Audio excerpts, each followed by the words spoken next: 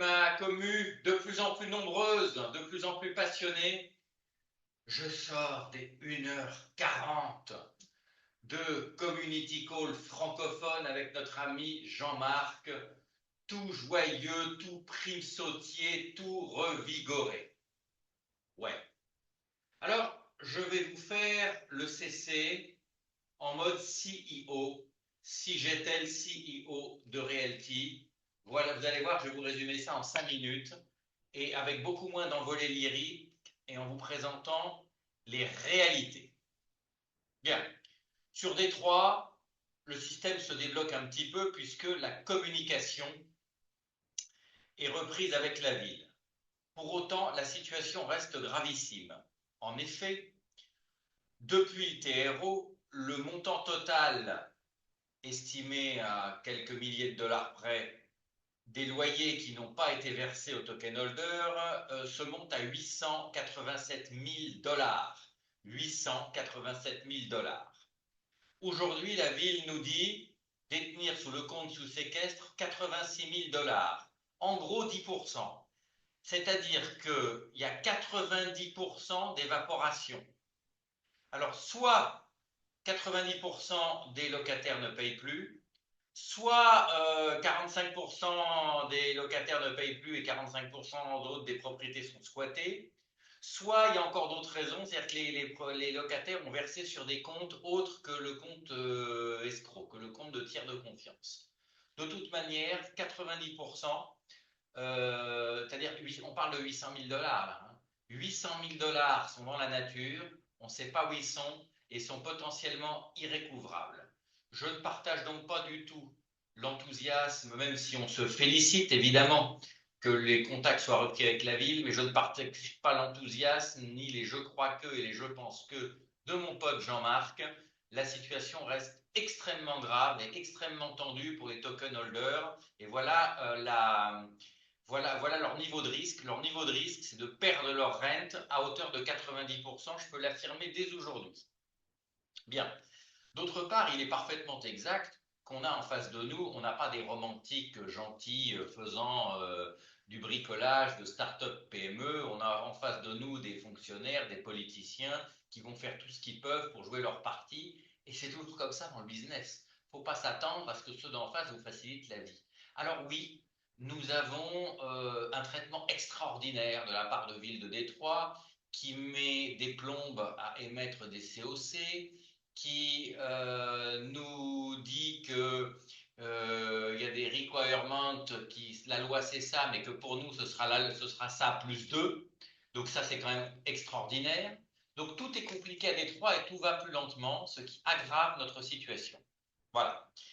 Alors, maintenant sur Verbana Taboga.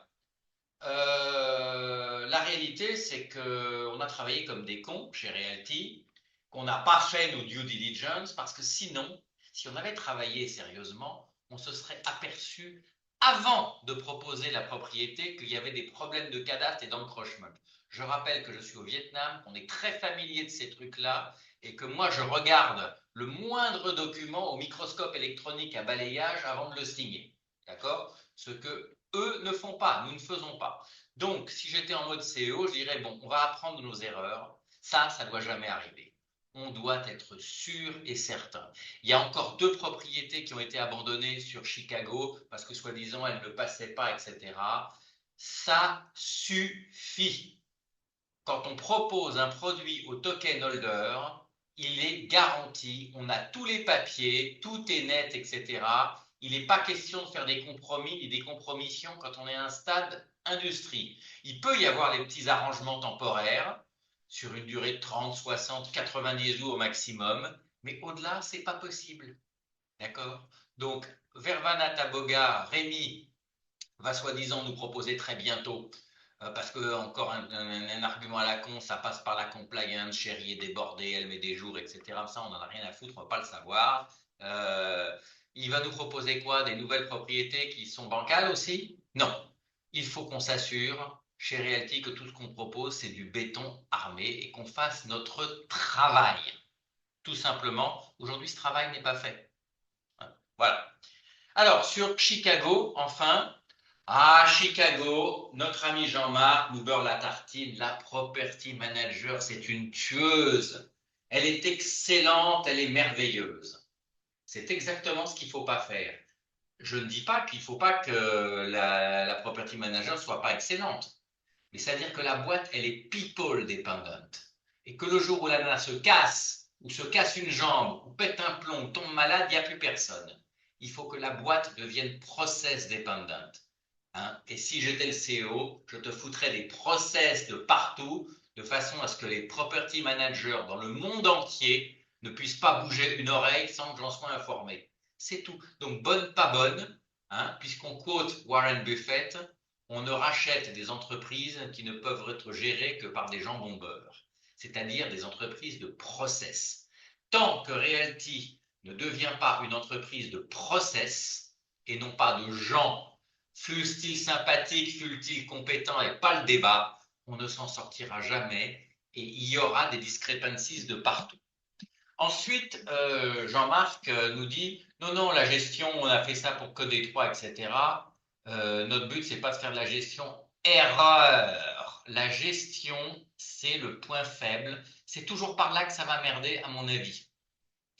Donc, il faut tenir nos gestionnaires d'une manière mondiale, d'une manière impitoyable, d'accord, avec la ceinture de chasteté, la corde au cou, et on tire sur le nœud coulant dès qu'il y a le moindre problème. Et on structure une société avec des indicateurs de détection de fraude avancés et on peut s'apercevoir d'un problème quand le problème est petit comme ça et que ça nécessite un dé à coudre d'intervention plutôt qu'une flotte entière de Canadair pour éteindre l'incendie. C'est tout ce qu'il fallait retenir.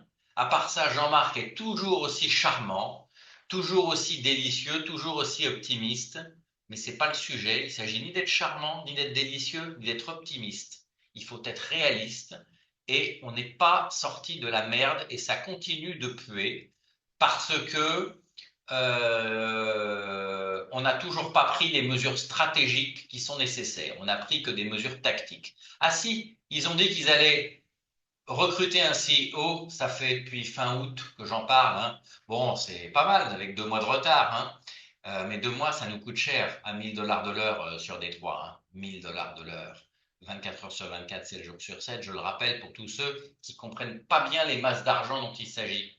Voilà ce qu'on pouvait dire aujourd'hui. Salut et merci de me suivre de plus en plus nombreux. À ce train-là, il n'y a plus que Jean-Marc qui ne me lit pas.